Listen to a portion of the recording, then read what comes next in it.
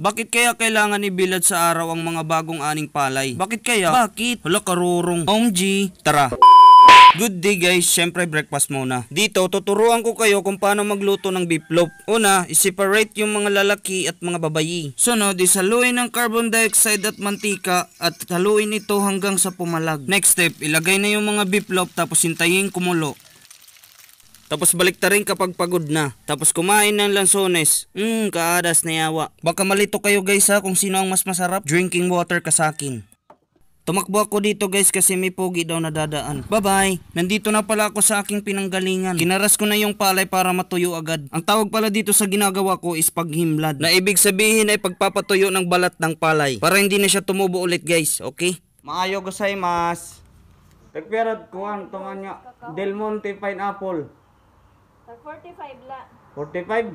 Sige, maduwa nga kubra. Kubra man yung binili ko pero plastic yung binigay. Hay nako. Hoy, umuwi ka doon, magdamit ka. Kahit gaano man kahirap ang buhay, ang importante may wifi. Sana all pa connect. Ang difference pala guys ng paghimlad at saka pagbulad ay malaki. Ang paghimlad ay isang process ng pag-i-stack ng palay. Ang pagbulad naman ay isang process ng palay para siya maging bigas. Sana malito kayo guys ha. Sana hindi kayo matutunan. Mag-quiz baya tayo maya. Hay nako, napagod tuloy ako. Buti na lang magaling mag-skateboard yung pamangkin ko. What a rice. Mapasok dyan.